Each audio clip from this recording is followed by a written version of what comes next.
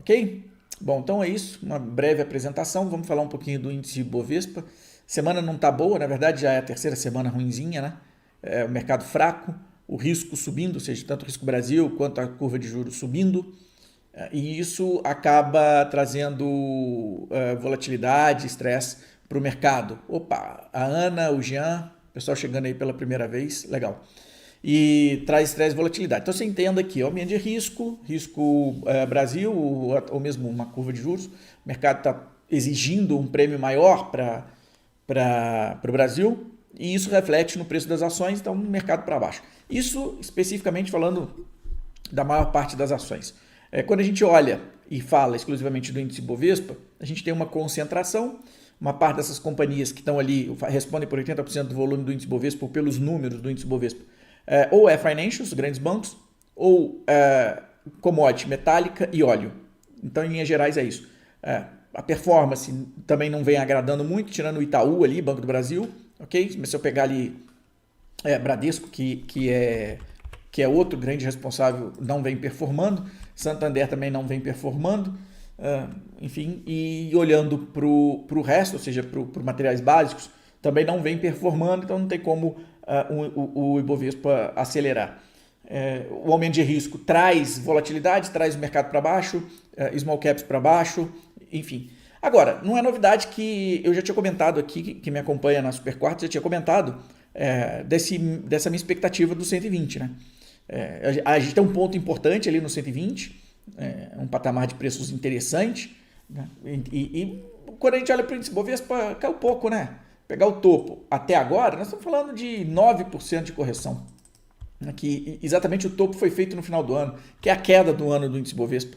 Agora, se olhar para alguns ativos especificamente, a gente vai ver uma queda maior, principalmente incorporação, você vai ver algo girando em torno de 25% de queda. Se você pegar alguma coisa de varejo, também você vai ver por ali, né? Alguns papéis específicos estão caindo bem mais do que o índice, né? O que, de certa forma, isso denota oportunidade. Não especificamente nesses setores, ou num papel A, B, C ou D, tá? Não é porque caiu 25%, que é o mais do que o Ibovespa, porque é oportunidade. Não, porque o mercado bate para todo lado.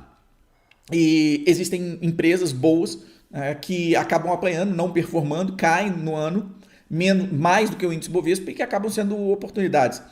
Então, é importante ter esse olho clínico na seleção.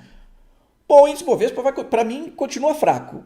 Pode ter algum repique aí no 120, não sei se vem essa semana, né? Se olhar para a curva de risco, ela continua subindo, então difícil achar que viria, né, alguma melhora do índice, ou seja, um repique, né? Tudo que vier agora é repique, por enquanto é repique. E abaixo do 120 a gente teria ali 115 mil pontos. Tivemos dados dos Estados Unidos ali mostrando um índice de confiança um pouquinho pior, mas nada muito relevante que pudesse sinalizar para a gente uma queda de juros lá fora, porque seria um gatilho para disparar alguma alta aqui. Ou seja, uma semana bem morna também, semana passada de feriado, essa semana, por enquanto, uma semana bem morna, sem grandes novidades, e o risco Brasil subindo, né? A bolsa que pior performa é a nossa, em função principalmente do fiscal, que continua pesando, não tem jeito, tá? Agora, vamos lá. Grandes fortunas ou grandes oportunidades, elas são feitas mediante a tempestade, né? Mediante a cenários ruins. Quando as pessoas acreditam que nada vai melhorar, que está tudo muito difícil, muito ruim mesmo, é o reclamômetro, né? E aí que você começa a montar suas posições, tá? Na minha visão, já tem muita coisa interessante, barata, não só a visão, não é a visão, é matemática. Quando a gente pega ali os índices de PL, pega alguns índices interessantes, você vai perceber que existe já alguma coisa bem barata, alguma coisa que já está num valor interessante. É óbvio que pode cair mais, pode, né? Não dá para você acertar fundo num preço de uma ação, mas para quem trabalha acumulando boas empresas ao longo do tempo, eu acho que o olho semanal na cotação, no preço, no gráfico, no ativo já tem que acontecer. Ele já tem que começar agora, toda semana, a acompanhar, pega um dia da semana, de preferência o fechamento da semana, e ver como é que foi, para poder identificar se realmente o papel está ali no fundo, o papel está indo para um ponto interessante. A maior parte das ações que eu acompanho e que gosto, elas estão performando mal e estão em pontos interessantes. Performar mal não significa que estão só caindo, tá, pessoal?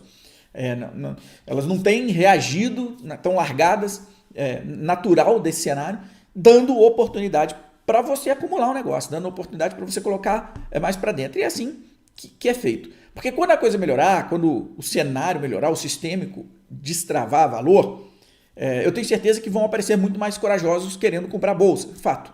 As coisas são assim, né? 2019, quem acompanhou o mercado até 2019, pré-crise, viu isso, tá? Era altas incríveis, né? Tem gráficos que era quase uma linha reta, assim, né? Não é porque dia a dia, mas tem gráficos que subiram absurdamente. E eu olhava aquilo e falei assim, meu Deus, quem já estava no Projeto Milhão, por exemplo, naquela época, 2019, a carteira voava. E ali muita gente apareceu, eu quero entrar, tal. Só que ali não era... bom, se não tivesse tido a crise de 2020, talvez a história fosse outra, né? Mas tivemos, o cenário mudou, o mercado pesou, tivemos mudança de governo no Brasil e a partir daí o nosso mercado pesa. E isso para a gente é bom, porque a gente sabe que isso não vai ser assim para sempre, porque em algum momento todos os fatores que estão pesando vão mudar. E na hora que isso mudar, realmente, você vai ver o retorno acontecendo. E nada melhor do que acumular boas empresas a preços mais baratos. Né? Ninguém quer... Bom, eu, pelo menos, prefiro pagar 20%, 30% menos por uma ação. Né? Então, para fechar o índice Bovespa, a gente abrir para um bate-bola aqui, 120, a gente chegou lá, né? Bateu 120.800, a mínima da semana, foi isso mesmo, 120.800, mínima da semana, e a semana fecha pesada ainda fecha pesada, tem mais 2 pregões, vamos ver se há alguma recuperação, repique. Se a gente fecha a semana recuperando, volta de 122.300, que é a máxima ali, máxima da semana 122.500, aí a gente deixa ali um cenário bem interessante para a semana que vem, repique. Mas por enquanto é só repique. A gente continua corrigindo no curto prazo, o Ibovespa continua caindo em queda de curto prazo. Tá? Mas, repito, é nesses momentos que você vai acumulando. As compras não são feitas todas de uma vez. A gente vai sempre devagarzinho, deixa lá um estoque de dinheiro. Por quê? Porque todo cenário ruim pode piorar, né? A gente nunca sabe. Né? Então você pode conseguir até menos, um preço menor. Mais à frente, se as coisas continuarem ruins como está. Agora, para mim, o grande drive continua sendo queda de juros dos Estados Unidos. Tá? Esse vai ser o grande drive, uma mudança bem forte em fluxo, em oportunidade. Para mim, continua sendo. Internamente, não consigo vislumbrar nada que possa mudar o cenário interno de descontrole fiscal. Nada. Não consigo vislumbrar nada. Agora, externamente, e isso já está dado, né? Tanto que foi para o preço do DI, foi para o preço da curva de juros. Tá? Com a subida da curva do DI, podemos não ter mais corte na taxa Selic? Cara, não a curva, pessoal, não é a curva que determina o corte. Quem determina o corte é o Banco Central. O que a curva faz é precificar uma possível decisão do Copom. É isso. E o que a curva está precificando é que não vai ter mais corte. O que a curva está precificando é que a Selic está chegando no fundo. É isso que ela precificou, tá? Então está exigindo mais risco, a inflação pode não continuar cedendo. É isso que ela tá precificando, ok?